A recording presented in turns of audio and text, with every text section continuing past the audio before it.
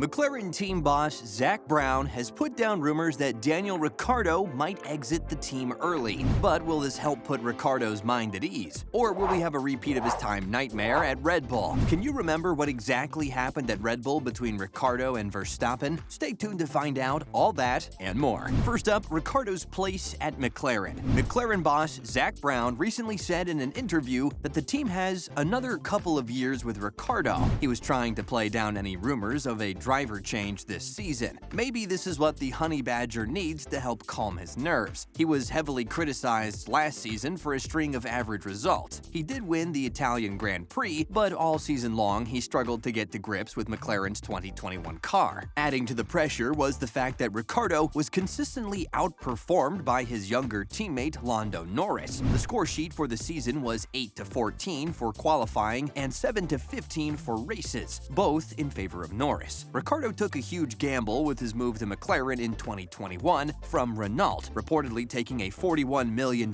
pay cut. He clearly believes in the future of the McLaren team and thinks that they are looking more and more competitive as the days go by. And he had good reason to believe this. McLaren have made phenomenal improvements over the past 5 years. In 2017, they finished 9th place in the Constructors' Championship with just 30 points. But by 2021, they finished in 4th place with a whopping 275 points. But Zak Brown has acknowledged how difficult last season was for Ricciardo and is hoping that the Australian can find his feet again this year. Next, fighting off Lando. The biggest question is how Ricciardo will stack up against Lando Norris. Will he be left trailing his teammate again like last season? A big boost in salary tells us that Norris may be the more valued driver now. Ricciardo will have to watch over his shoulder this season. His teammate is looking better than he ever has and was unlucky not to win a race last year. Daniel said that he wants to keep a good working relationship with Lando to help the team perform together, but there may already be some tension building. McLaren announced last month that Lando has signed a 4-year deal with them until the end of the 2025 season. He was approached by both Mercedes and Red Bull, but turned them down to stay at McLaren. This meant that McLaren had to up their offer. Lando is no longer considered a promising young talent. He has now proven himself to be a world-class driver. Lando's contract guarantees him a massive $94 million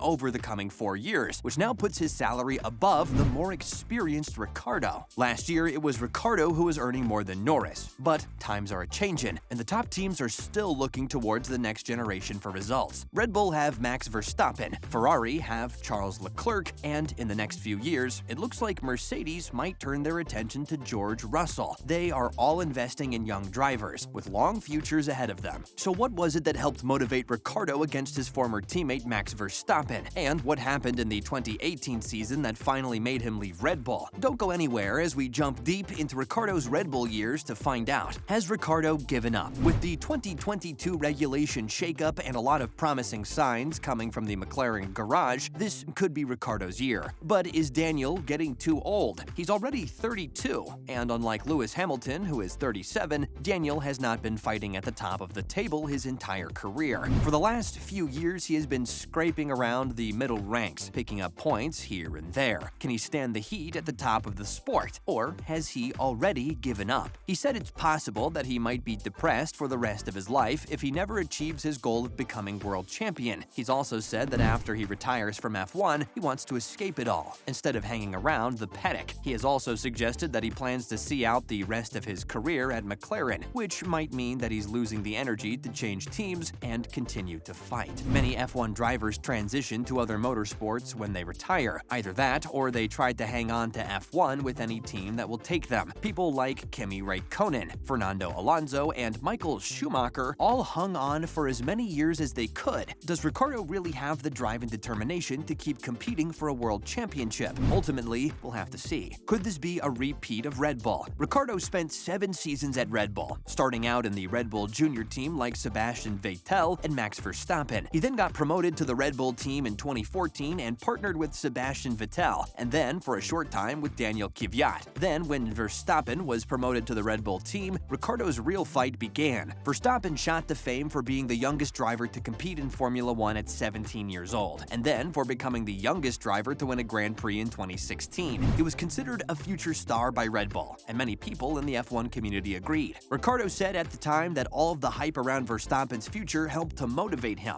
They were both determined to win and were ready to end each other's careers to get there. But by 2018, he was worried about his place in the Red Bull garage and what the culture looked like moving forward. The rivalry came to a head when the two collided in the 2018 Azerbaijan Grand Prix, and they were both forced to retire from the race due to damage. In October of the same year, after he had already announced his decision to leave Red Bull, Ricciardo said that he felt deflated and didn't see the point of racing anymore. This was during a season where he suffered a lot of car problems and had more DNFs than any other driver. Next, follow the Renault brick road. Ricciardo decided to break free from Red Bull in 2018 for French team Renault. The team offered him almost triple his Red Bull salary with a huge $49 million a year contract. Was this move to get away from a tense atmosphere? Or was it just a case of money talking? No driver would ever admit that they drive simply for the money. The big pay raise would definitely have helped Ricciardo afford his lifestyle, where he lives in ultra-rich Monaco. But he did have good reasons for joining a new team. He said that he felt that at Red Bull, he was still looked at like the kid he was when joining the team. At Renault, he had the opportunity to start fresh and bring his experience to the table. Renault team boss Cyril Abiteboul was disappointed that Ricciardo failed to deliver on the long-term project that they had both committed to. Ricciardo said that what McLaren had showed him promised a better opportunity to compete for a world championship, and so he decided to jump ship. Now, the road ahead for Danny Ric. What would it take to see Daniel Ricciardo back at his best again? In the Netflix series Drive to Survive, Christian Horner said that Ricciardo ended up leaving Red Bull because he was running from a fight with Max Verstappen.